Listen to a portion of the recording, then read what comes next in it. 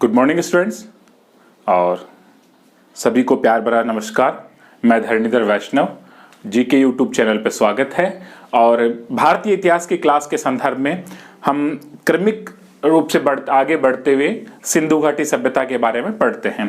पिछली जो हमारी क्लास थी सिंधु घाटी सभ्यता के बारे में, देखिए आज की क्लास स्टार्ट करने से पहले मैं ये कहूँगा कि इससे पहले की क्लास जरूर देखनी है और आगे आने वाली क्लासेस भी देखनी है, क्योंकि सिंधु घाटी सभ्यता या सिंधु सरस्वती सभ्यता एक की छोटे छोटे पार्ट्स में मैंने काफ़ी क्लासेस में इसको डिवाइड किया है ताकि हमें आसानी से समझ में आ सके और पूरी तरह हमें समझ में आ सके। तो आज की जो हमारी क्लास है पहले वो है इसके निर्माता और प्रमुख स्थलों के बारे में, जो सैंधवकालीन स्थल थे वो और उससे पूर्व के भी। और इससे पहले की जो क्लास थी, पिछला वीडियो था, उसमें हमने इसके नामकरण के बारे में, इसका समय निर्धारण के बारे में, इस बारे में हमने चर्चा की थी। तो चलिए आगे बढ़ते हैं सिंधु घाटी सभ्यता या सिंधु सरस्वती सभ्यताओं के निर्माताओं के बारे में। तो निर्माता के बारे में बात करने से पहले सबसे पहले हम देखते हैं मूल प्रजाति। सिंधु घाटी सभ्यता की मूल प्रजाति कौन सी मानी जाती है? मूल प्रजाति एक शब्द आता है निकल करके कि देखिए इस संसार में या इस पृथ्वी पर कई प्रकार की वैज्ञानिक विभाजन या भौगोलिक विभाजन किया गया है प्रत्येक जाति का। तो यहाँ पर बहुत सी जातियों के नाम मिलते हैं, उनमें से कौन सी जाति के तत्व इसमें मिलते हैं और नहीं मिलते हैं। तो नंबर एक, ये देखिए पहला ही प्रश्न महत्वपूर्ण इसलिए है आज का कि ये प्रश्न एक दो बार पहले भी पूछा जा चुका है कि इसमें से कौन सा तत्व नहीं था या इनमें से कौन सी जाति के जो कंकाल है या जो अस्थि पंजर है वो नहीं प्राप्त हुए हैं, तो या प्राप्त हुए हैं, उसके बारे में प्रश्न आया हुआ है। तो देखिए सबसे पहले अल्पाइन, अब इसमें हम ज्यादा डीप नहीं जाएंगे, हमें नाम ही काफी है क्योंकि ये एक भौगोलिक विभाजन है, तो हमें नाम काफी है। अल्पाइन तत्व जो है वो पाया जाता है। इसके अलावा भूमध्य सागरीय या मेडिटेरियन जिसको कहते हैं, कौन सा तत्व है? भूमध्य सागरीय जो प्राणी थे या जो लोग थे जिसको मेडिटेरियन भी कहा जाता है, वो लोग, उनके भी अस्थि पंजर इस यहाँ से प्राप्त हुए हैं। नंबर 3 बात करें तो यहाँ पर जो है मंगोलाइड जो प्रजाति के लोग थे उनके भी अस्थि पंजर मिले हैं, मंगोलाइड। नंबर 4, इन 3 तत्वों के अलावा प्रोटो ऑस्ट्रेलाइड या कॉकेशियन जिसको कहा जाता है, क्या कहा जाता है? प्रोटो ऑस्ट्रेलाइड, ऑस्ट्रेलियन या ऑस्ट्रेलाइन,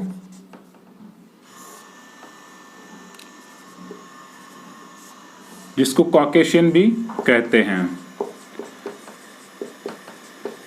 ये तत्व तो इसमें चारों में, ये चारों तत्व या चारों के अस्थि पंजर तो यहाँ पर सिंधु घाटी सभ्यता के जो अवशेष मिले वहां से मिले हैं, ये तो बड़ा महत्वपूर्ण है ही।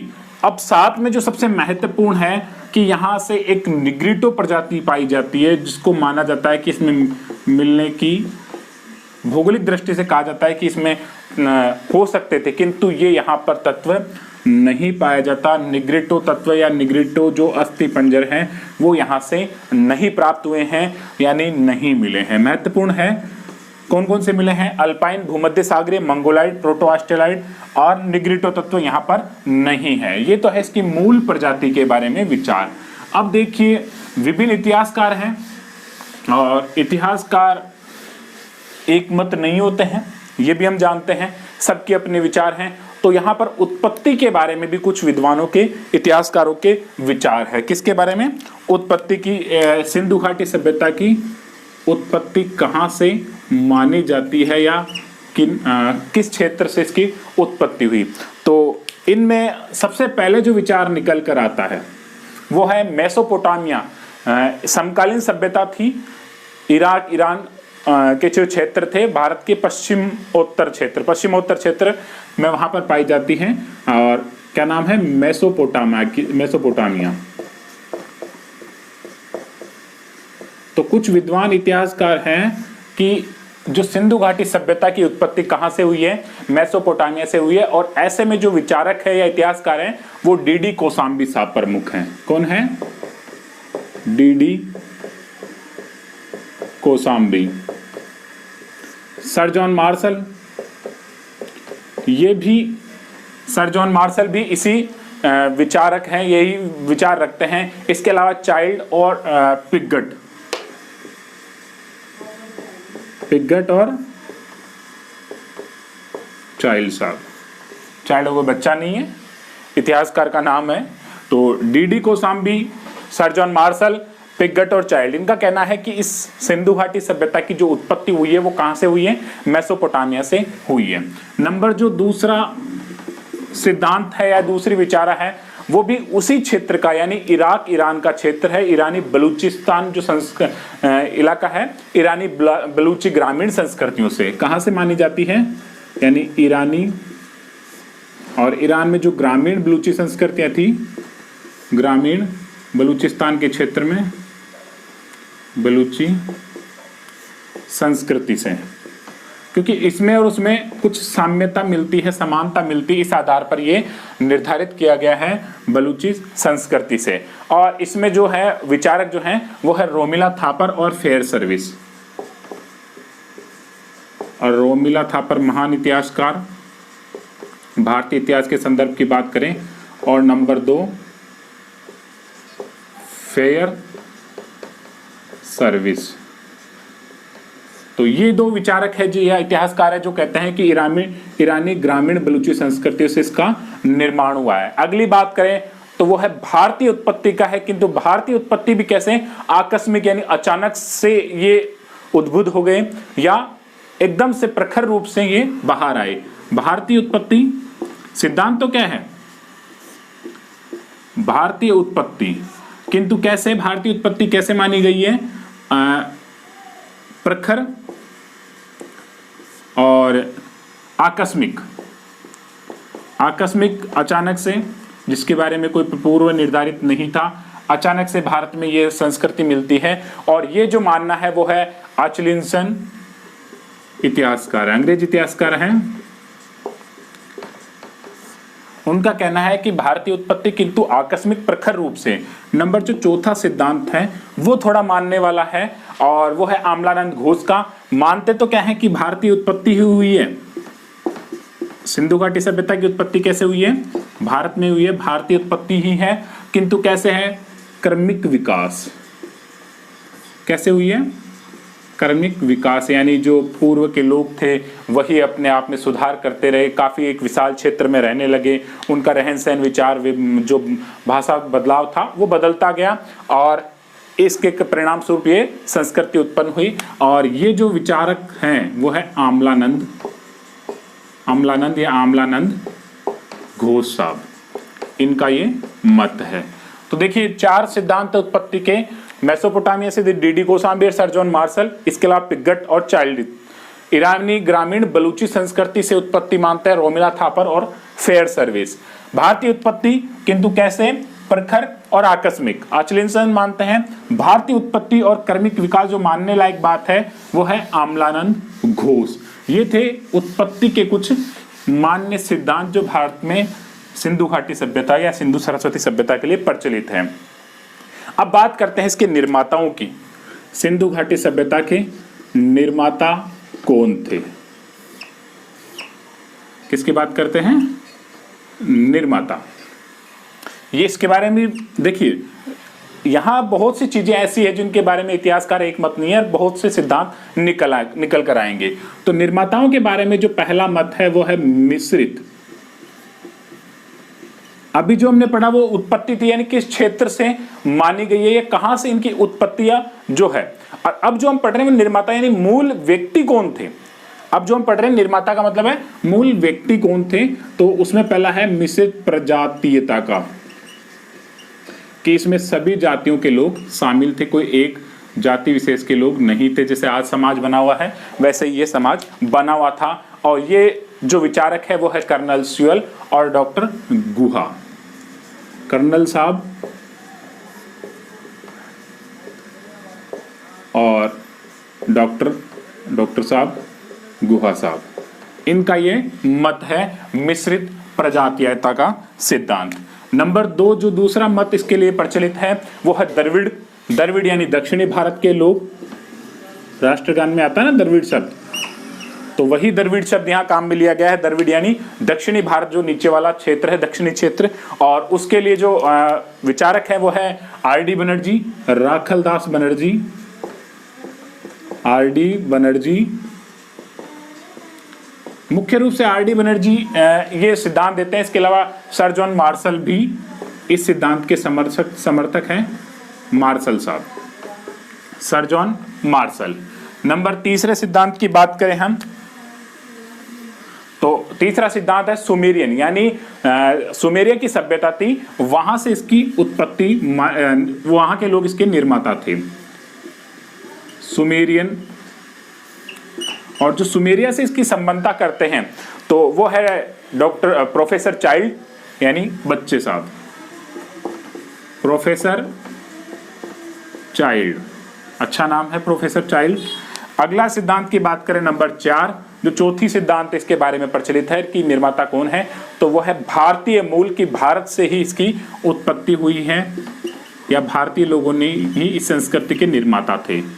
और भारतीय मूल के सिद्धांत के लिए जो प्रचलित है वो है पिग्गट साहब।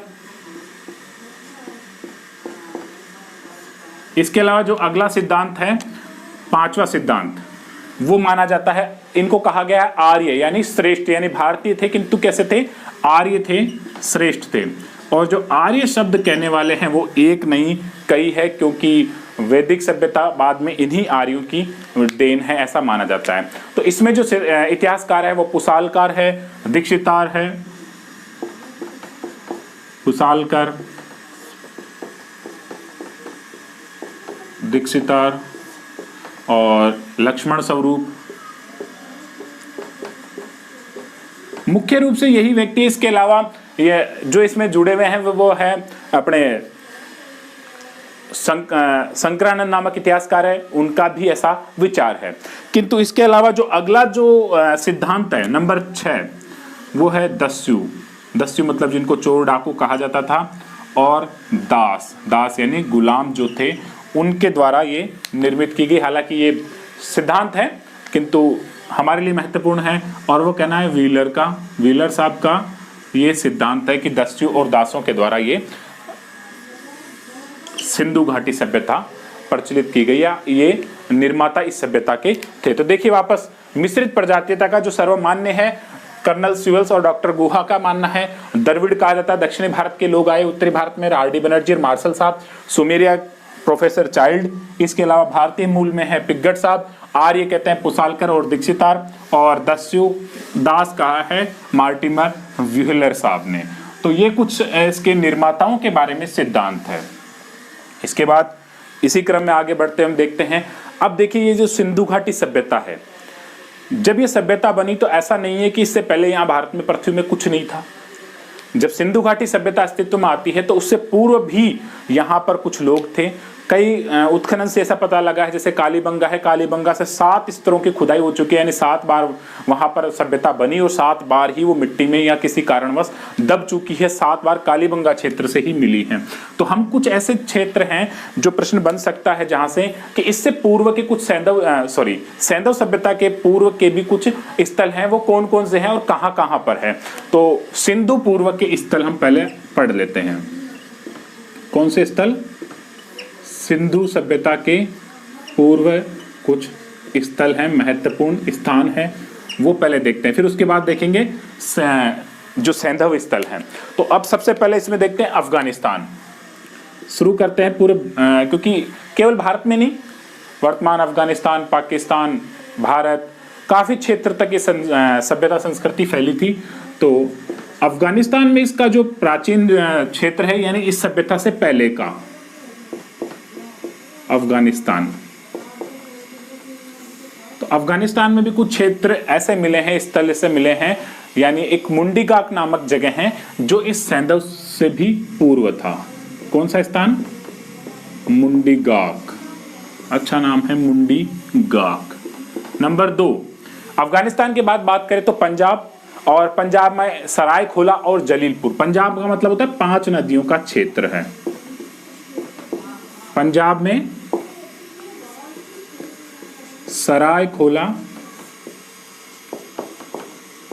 और जलीलपुर। ये ध्यान रखें, सिंधु घाटी सभ्यता के पूर्व के स्थल हैं। सैंधव सभ्यता के स्थल तो हम पहले जो प्रमुख स्थल है वो पढ़ेंगे, उसके बाद एक एक करके विस्तार से पढ़ेंगे। इसके अलावा आगे की बात करें तो वो है गोमल घाटी, जो अफगानिस्तान के आसपास है, और वहां से गुमला स्थान।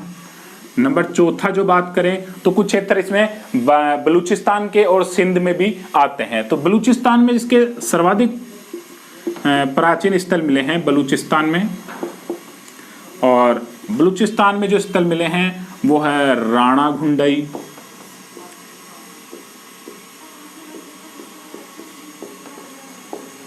पेरियानो घुंडई,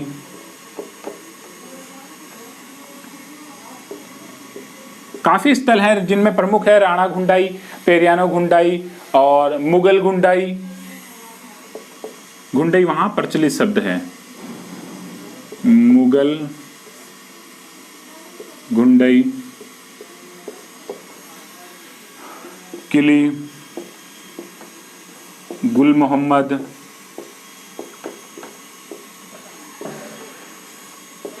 शाहदम्ब और मेही। तो देखिए काफी स्थल हैं जो पूर्व स्थल हैं, जिनमें राणा घुंडई, पेरियानो घुंडई, गुल मोहम्मद, दम्ब सादात, शाहदम्ब और कुल्ली, नाल, मेही, किली। इसके अलावा कुल्ली भी है, नाल भी है। तो ये कहाँ पर मिले हैं? ये सारे के सारे बलूचिस्तान के क्षेत्र हैं जहां से ये सिंधु घाटी के पूर्व के थे। अब सिंध की बात करें, सिंध यानी जो वर्तमान में जो सिंध है पाकिस्तान में, उस सिंध की बात करें तो यहाँ पर दो प्रमुख स्थल हैं जो आज भी महत्वपूर्ण हैं। एक तो अमरी या आमरी, और दूसरा जो है वो है कोटदीजी। दो प्रमुख स्थल है आमरी और कोटदीजी। अगला बात करें छठा स्थल, तो जो सिंधु से पूर्व का था, तो कुछ भारत में भी मिले हैं, सारे हो गए तो भारत को भी हम देख लेते हैं। भारत की बात करें तो भारत में है कालीबंगा। देखिए कालीबंगा को हम विस्तार से पढ़ने वाले हैं आगे चलकर। कालीबंगा से काफी कुछ मिला है, इसलिए इसको विस्तार से पढ़ेंगे। तो कालीबंगा, राखीगढ़ी अगला जो है, राखीगढ़ी भी इससे पूर्व का है, बनवाली या बनावली, और इसके अलावा जो है वो सुरकोतदा जो गुजरात में है। सुरकोटड़ा नहीं, सुरकोतदा, अलग अलग है। सुरकोतदा जो कहाँ पर है? गुजरात में। तो ये कुछ स्थल हैं प्रमुख। ध्यान रहे ये सिंधु के जो सभ्यता है उससे पहले के कुछ महत्वपूर्ण स्थल है जहां खुदाई से ये पता चला है कि ये पूर्व के स्थल हैं। चलिए, अफगानिस्तान में मुंडीगाग है, पंजाब में सरायखोला, जलीलपुर, गोमल घाटी, गुमला, बलूचिस्तान में राणा गुंडाई, पेरियानो गुंडाई, मुगल गुंडाई, किली, गुल मोहम्मद, शाहदम, दम सादात, मेही, कुली, नाल, और सिंध में अमरी, कोटदीजी, भारत में जो है कालीबंगा, राखीगढ़ी, बनवाली और सुरकोतदा। ठीक है, काफी हो गए। अब देखिए, अब कुछ प्रमुख सैंधव स्थल की बात करते हैं। ये तो थे पूर्व के, अब बात करते हैं सैंधव स्थल या सिंधु घाटी सभ्यता के प्रमुख स्थल। केवल हम नाम पढ़ने वाले हैं, विस्तार से भयंकर तरीके से एक एक को हम अच्छे से कि क्या क्या मिला है, एक एक मिट्टी के कण से खोदकर निकाल लेंगे कि क्या क्या हमें वहां से प्राप्त हो गया। तो सैंधव स्थलों की बात करें, नंबर 1 सबसे पहले बात करें जो प्रमुख सैंधव स्थल है तो वो है अफगानिस्तान से कुछ मिले हैं, और वही एक तो मुंडीगाग और दूसरा सोर्तगुई। नंबर 1 अफगानिस्तान, और अफगानिस्तान में कौन सा है? मुंडीगाग, और दूसरा प्रमुख स्थल सोर्तगुई। ये दो प्रमुख स्थल हैं जो कहां से मिले हैं? अफगानिस्तान से मिले हैं।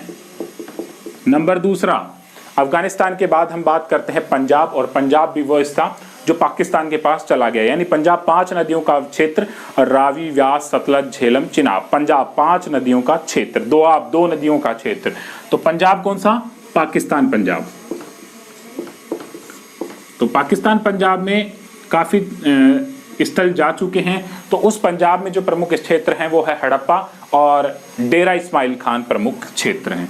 नंबर 1 तो है हड़प्पा और दूसरा है डेरा इस्माइल। डेरा इस्माइल खान, ये 2 प्रमुख स्थान हैं जो कहाँ चले गए हैं वर्तमान में, पंजाब में। और पंजाब कौन सा, पाकिस्तान वाला। इसके बाद हम बात करेंगे बलूचिस्तान, वहां पर काफी कुछ मिला है। कौन सा स्थान, बलूचिस्तान। और बलूचिस्तान में वही क्षेत्र सूतका गेंडोर, जिसको दासक कहा जाता है, सूतका को सबसे पहले सूतका गेंडोर, जिसको क्या कहते हैं, दाशक। दूसरा जो है वो है सोतका को,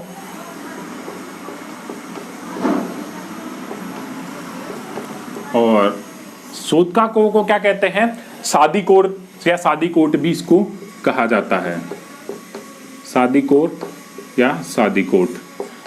2 प्रमुख स्थल हो गए, सूतका गेंडोर और सूतका को। इसके अलावा बालाकोट, जिसको विंदार कहते हैं। अगला कौन सा है,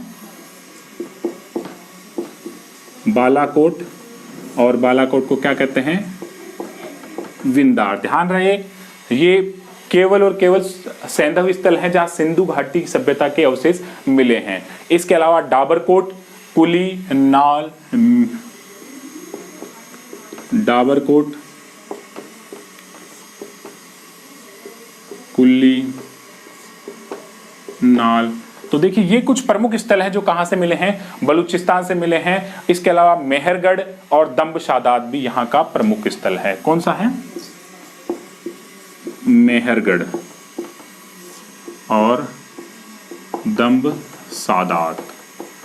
तो ये तो हो गए कहां के, बलूचिस्तान के। नंबर 4 स्थल बात करते हैं, बलूचिस्तान पाकिस्तान हो गया, बलूचिस्तान हो गया। उसके बाद सिंध, और जो महत्वपूर्ण स्थल माना जाता है सिंध, वहीं से प्राप्त होगा कौन, हमारा मोहनजोदारो या मोहनजोदड़ो। तो सिंध से कौन कौन से मिले हैं, मोहनजोदड़ो, पिक्चर आई थी मोहनजोदारो, जुदेर जोदड़ो,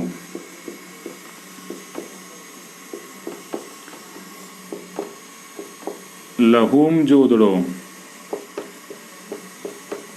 स्थानों के नाम है, जैसे पुर लगता है, कला लगता है, वैसे यहाँ पर जोदड़ो शब्द के आगे जुड़ा है। इसके अलावा चन्हूदड़ो। एक एक के बारे में विस्तार से हम खोद के पूरी चीजें निकाल लेंगे, किंतु केवल पहले स्थान देखा है। अमरी, कोटदीजी, एक और था, चलिए जो भी थे, अल्लादीनो, सॉरी कौन सा है, अल्लादीनो। ये कुछ प्रमुख स्थल है जो कहां से मिले हैं, हमें सिंध से मिले हैं, सिंध प्रांत से। नंबर 5वें की बात करें इसके बाद, तो वो है हमारा कश्मीर। कश्मीर कौन सा, भारत वाला हिस्सा, पीओके नहीं, कश्मीर कौन सा, कश्मीर भारत। और जो सबसे पूर्वी स्थल भी माना जाता है इस सभ्यता का, मांडा। कश्मीर में कौन सा स्थान मिला है, मांडा। नंबर 6, कश्मीर के बाद बात करें तो वो है पंजाब। और पंजाब कौन सा, भारतीय क्षेत्र। ये जो पाकिस्तान वाला था, अब पंजाब कौन सा वाला देख रहे हैं हम, जो भारत में रह गया था, उस पंजाब से मिले हैं। नंबर 1 रोपड़, संघोल, चंडीगढ़ और कोटला निहंग। नंबर 1 रोपड़, संघोल, कोटला निहंग, और रोपड़, संघोल, कोटला निहंग, ये कुछ प्रमुख स्थल हैं। और चंडीगढ़ जो इसकी राजधानी है, वो भी, वहां से भी अवशेष मिलते हैं। तो देखिए 6 स्थल हो चुके हैं, अफगानिस्तान, पाकिस्तान का पंजाब, बलूचिस्तान, सिंध, कश्मीर, पंजाब। यहां से ये प्रमुख क्षेत्र हैं। एक बार स्क्रीनशॉट ले लीजिए, उसके बाद हम आगे बढ़ते हैं आगे वाले कुछ क्षेत्रों के बारे में। ठीक है, यहाँ क्या हो गया, अफगानिस्तान में मुंडिगाग, सोरतगोई, पंजाब में हड़प्पा, डेरा इस्माइल खान, बलूचिस्तान में सूतका गेंडोर, सूतका को, बालाकोट, डाबरकोट, कुली, नाल, मेहरगढ़, दम्ब सादात, शाहदम, और सिंध में मोहनजोदड़ो, जुदेर जोदड़ो, लहूम जोदड़ो, चन्हूदड़ो, आमरी, कोटदीजी और अल्लादिनो। कश्मीर भारत में मांडा और पंजाब भारत में रोपड़, संगोल, कोटला निहंग और चंडीगढ़। चलिए इसके बाद राजस्थान की बात करेंगे, भारत की कई क्षेत्रों की बात करते हैं। तो सबसे पहले अब इसके बाद हम छठा नंबर है, 6 हो गए, 7वां नंबर तो हम बात करते हैं यूपी यानी उत्तर प्रदेश। तो उत्तर प्रदेश में सबसे महत्वपूर्ण है आलमगीरपुर, क्योंकि इस सभ्यता का सबसे पूर्वी छोर है। कौन सा है? आलमगीरपुर, जो कहां पर है? हिंडन नदी के किनारे। कौन सा है? आलमगीरपुर, हिंडन नदी के किनारे। इसके अलावा उत्तर प्रदेश से हुलास भी मिला है, इस सभ्यता का स्थल है। नंबर 6, 7 के बाद 8वें की बात करते हैं, तो वो है हमारा राजस्थान। राजस्थान से एक महत्वपूर्ण स्थल कालीबंगा। कालीबंगा इससे पूर्व का भी है और सैंधव सभ्यता का स्थल भी है। अब प्रश्न ये बनाओगे तुम कि सर आहट, गणेश्वर, बालाथल, तो ध्यान रहे ये सिंधु सभ्यता के न होकर इससे पूर्व के स्थल हैं जो राजस्थान में फैले हुए थे और ऐसे इनसे जुड़े हुए भी थे, ऐसा भी हम मान सकते हैं। हरियाणा की बात करें, हरियाणा में काफी कुछ मिला है। हरियाणा में बहुत महत्वपूर्ण स्थल हैं, राखीगढ़ी, बनवाली, मीताथल। कौन कौन से हैं? एक एक को देखते हैं। राखीगढ़ी, मीताथल, बनवाली। देखिए राखीगढ़ी इस क्षेत्र, इस सभ्यता का सबसे बड़ा स्थल है जो मिला है। इसके अलावा भगवानपुरा, कुणाल, भीराना और ये प्रमुख है। भगवानपुरा, कुणाल जहां से मुकुट के साक्ष्य मिले हैं, भीराना, ये हरियाणा से मिले हुए प्रमुख क्षेत्र हैं जो सिंधु घाटी से संबंध रखते हैं। अगली बात करें 10वां नंबर, तो वो है महाराष्ट्र और महाराष्ट्र में दायमाबाद। कौन सा है? भारत एक राष्ट्र है और उसमें क्या है? महाराष्ट्र है। महाराष्ट्र में दायमाबाद, जो इसका सबसे दक्षिणी छोर भी कहा जाता है। नंबर 11वां गुजरात, और गुजरात में तो भरमार है, कमी नहीं है। लोथल सबसे पहले, कौन सी नदी के किनारे है लोथल? भोगवा नदी के किनारे। इसके अलावा रंगपुर, सुरकोतदा, कौन सा है? रंगपुर, सुरकोतदा, ध्यान रहे सुरकोटड़ा नहीं है, ये सुरकोतदा है। भगतराव, देसलपुर, कौन कौन से हैं? भगतराव, देसलपुर।